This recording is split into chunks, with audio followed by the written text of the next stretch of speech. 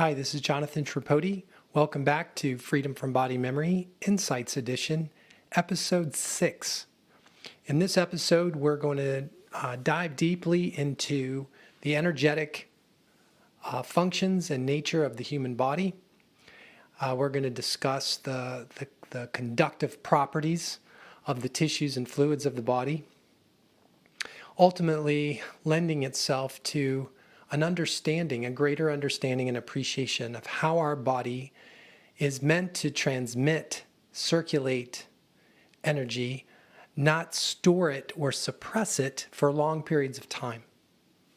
And in the suppression of memory, which is what I call body memory, we develop ultimately symptoms, health-related symptoms, fatigue,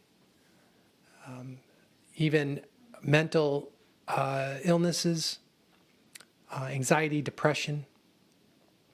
Essentially, when the body gets into suppression of energy and these painful or overwhelming experiences are stored in our body, it alarms the body. It alarms the nervous system, the immune system, which triggers the muscular system, which then triggers the fascial system. The organs immediately react, and there you have it. You know, you have your whole biology in a reactive state to a threat that overwhelmed you, that you survived by suppressing it in the body. And so when we understand the energetic nature of the body, we begin to appreciate how important it is to restore the flow of energy in the body. It's going to get obstructed from time to time. There's going to be blockages. There's going to be unconscious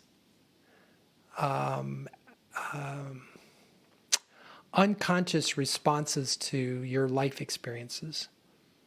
Unconscious meaning you're going to react to them by suppressing them. So that's the habit that we're trying to break.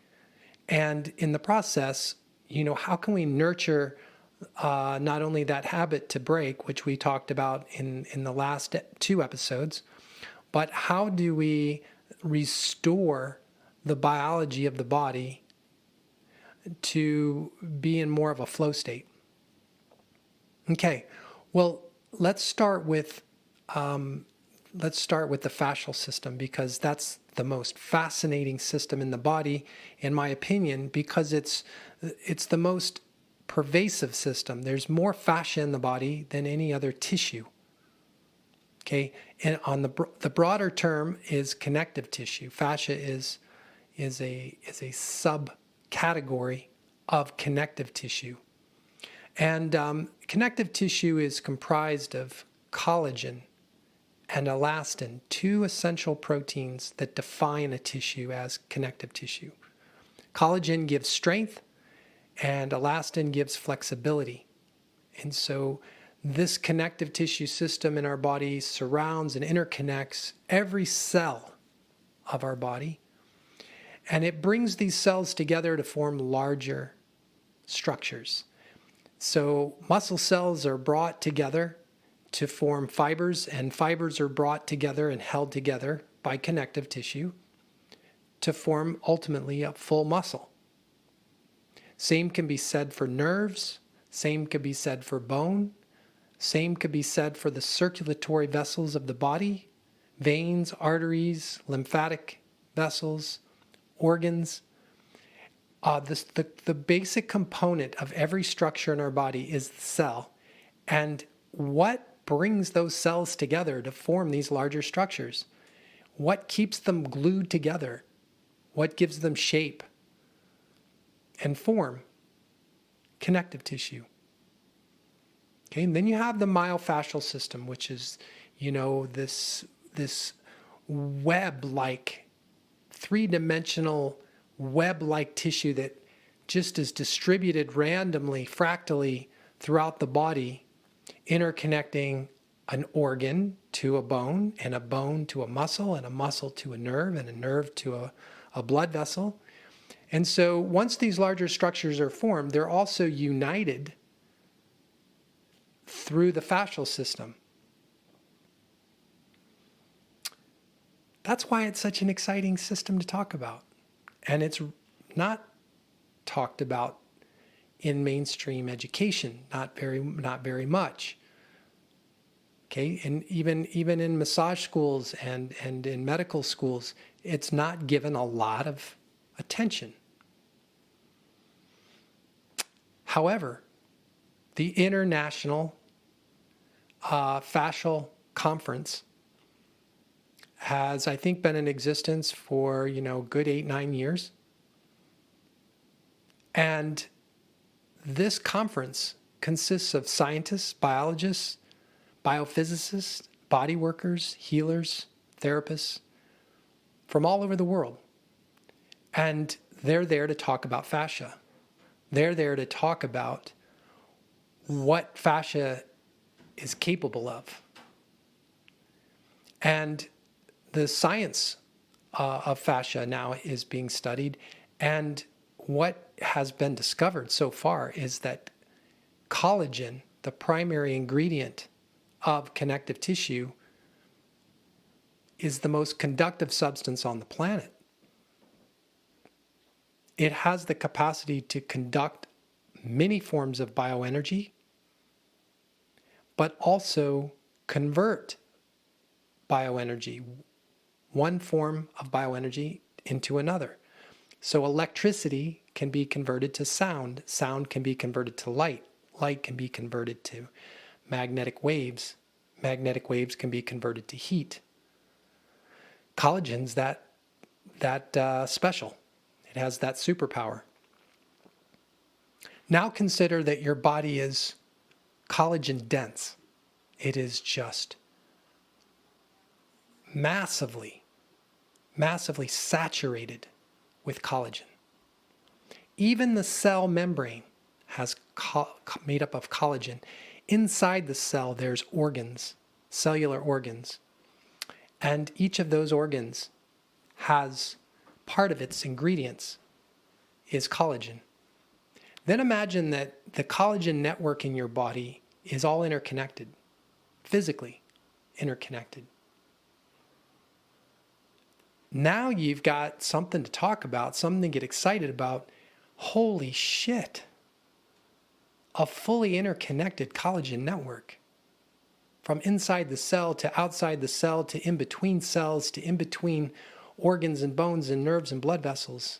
It's everywhere, and it's the most conductive substance on the planet. All right, here we go. We talked in earlier editions about experiences, life experiences, having, different components. There's the physical sensation of an experience. There's the physical movements and postures associated with experiences. There's the emotions or feelings that a person has. And then there's a vocal component, sometimes, that coincides with the experience. There's a cognitive component, your thoughts and perspectives, beliefs, perceptions, interpretations of an experience. Not only when it's happening, but after it's concluded. The mind comes in and interprets it, comes to some conclusion about it. So all of these aspects of experience have been identified as energy at its foundational level. So when emotions are studied in the body, there's a chemical representation, neuropeptides, and there are, and when you look at the chemistry of emotions, when you start getting down to the molecular level, and then you go to the atomic level, you start to see that everything eventually distills down into energy. Different forms of energy. We mentioned electricity, electromagnetism, photon energy, light energy, sound frequency, vibration. We mentioned heat, temperatures like heat and cold, generated by energy. That's why when we get scared, we often get cold. When we get sometimes, when we exercise and we generate a lot of metabolic energy, there's a byproduct of heat. If you get angry, you get hot. When you get angry, you often speak it. It's got a sound. You have things to say, and they're said in a loud and maybe very intense way. When you're frightened, you might suppress your voice. Get quiet. There's different body postures associated with different experiences. When you're happy and joyful, and your body will open up. Your shoulders come back, your chest is out, your arms open up, your face smiles, your jaw relaxes, your spine is more erect, and you move more freely when you're happy. When you get angry, everything tightens. Your body gets more fixed. We mentioned how that translates to your voice too, with your voice getting louder, more controlled, but more intense. Your jaw gets tight. You get hot. Now with fear, you tend to collapse. Your body bends forward, gets more into a hunched over position. This is visually looks like you're protecting yourself, like a turtle in a shell, or a crab in a shell. We curl in, we curl up, and we get quiet. We get internal. So there's that suppression of voice that can translate to feeling cold, shivery. So as you can see, our life experiences, when observed, and broken down into component parts, has a physical, emotional, psychological, vocal, and even temperature-related response. These are energies in your body that are stimulating these responses. So what happens then if an experience is overwhelming? You're afraid of it. You suppress it. So how do you suppress an experience? Like, what does that really amount to? It used to be thought that you just put it in the back of your mind and forget about it. But studies now show that there's no disconnection between your mind and your body. You don't get to isolate your thoughts from your body. They're not isolated. It's put into what's called the subconscious mind. And now that we know that the mind is completely interconnected with the body, then we could describe then our body having a subconscious. Something is in the body, but it's under the conscious awareness. We're not aware of it. Subconscious. Taken to an extreme, there's the unconscious. So the subconscious would be like if you're in a swimming pool, you go below the surface maybe 1 or 2 feet. That's 2 feet below the surface. Unconscious would be like at the very bottom of the pool. So it's easier to reconnect with something that's subconscious because it's shallower. It's just under the surface. You know what it's like, right? We can have a conversation with someone. We can say, I'm just not feeling good today. I don't know what's wrong with me. And you start talking it out. Next thing you know, you get to it. That's because it was subconscious. It was shallow. Underneath, you got to it very quickly. The unconscious is, I feel a certain way and I have absolutely no idea. I can't understand it. There's nothing in my immediate environment that suggests I should feel this way. And there's no amount of talking about it or sharing the experience that seems to uncover what the source is. So now we're talking about something that's more unconscious. So subconscious and unconscious doesn't just apply now to the mind, it applies to the body. And what we're talking about in the body is the energetics of the experience that's suppressed. In the mind, we're looking at less the energy, but more of a program, a coded program, a set, a sequence of neurons that, when decoded, cognitively reveal an event or an experience. But in the body, where feelings and sensations reside, not just thoughts, it's an energetic representation. The experience is represented energetically. So there are magnetic waves and electrical currents and photons of light and heat and cold and a whole slew of other energies that I'm not mentioning, mostly because, these energies get kind of funky names. They're more, they appeal more to a physicist, specifically a biophysicist, than they do a layperson. So, but they exist. You won't believe.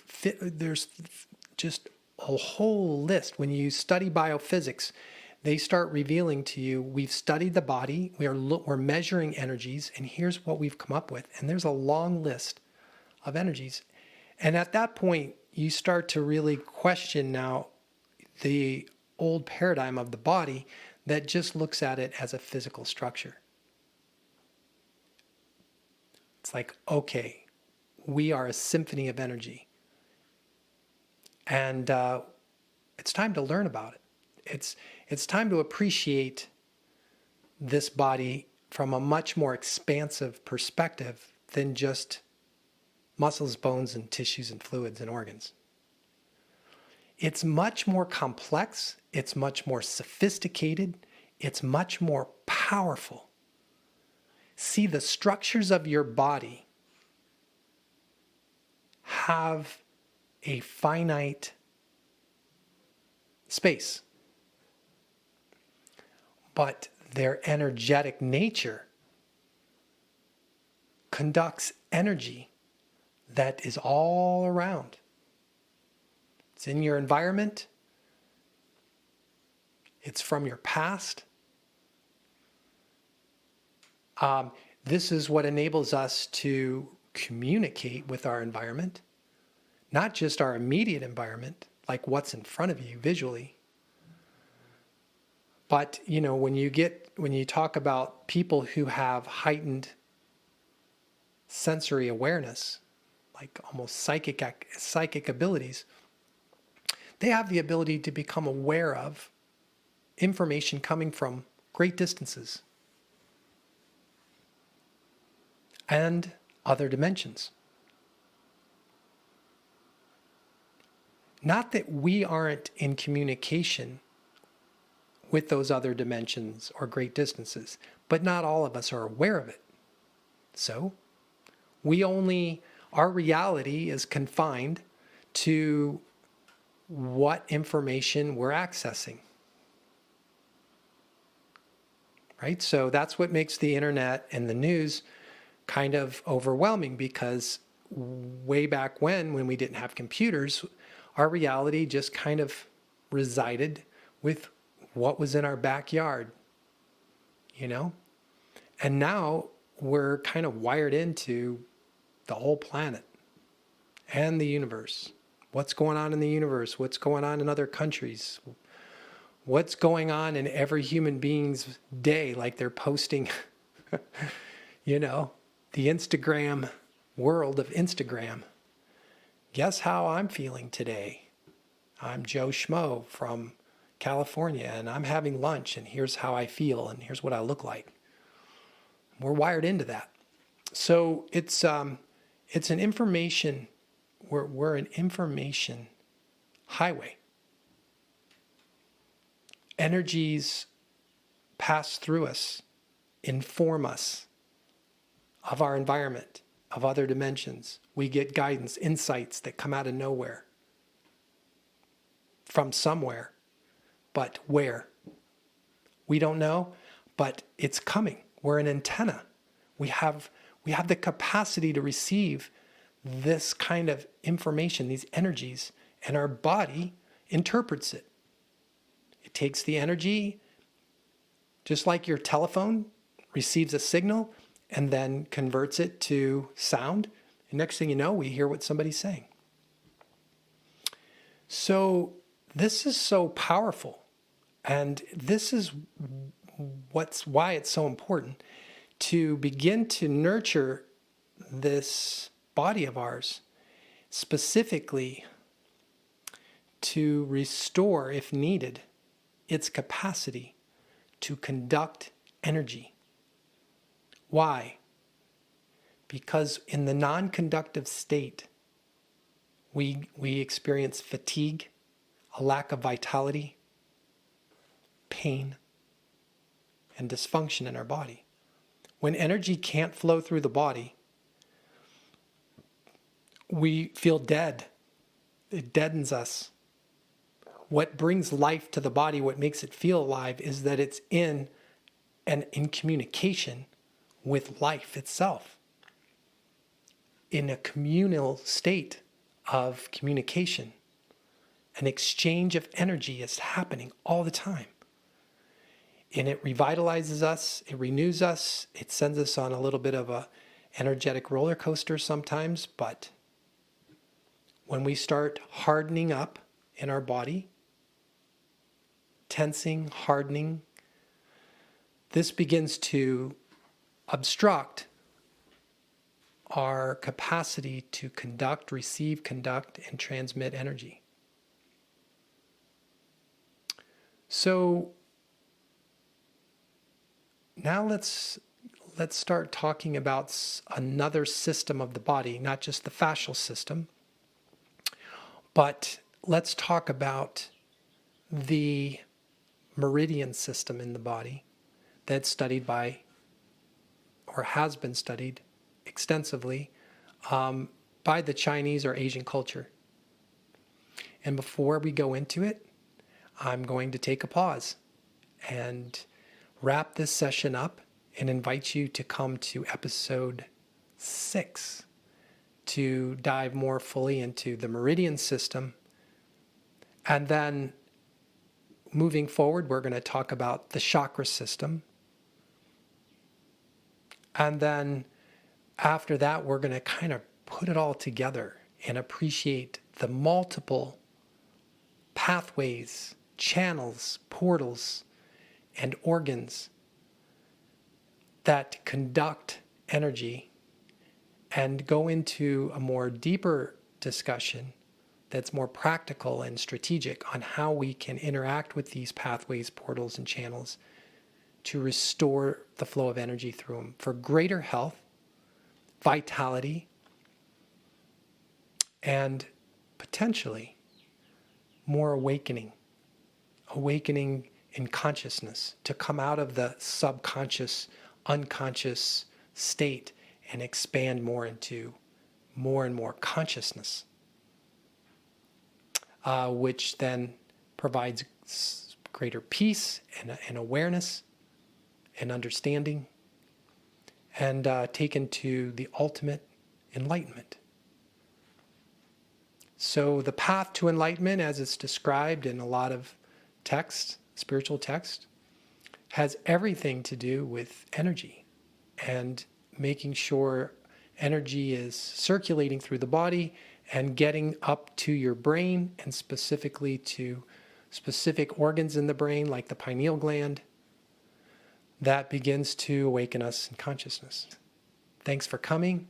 If you feel anybody would be interested or would benefit from this material, please subscribe to the channel and share this with other people and invite them to subscribe. See you soon.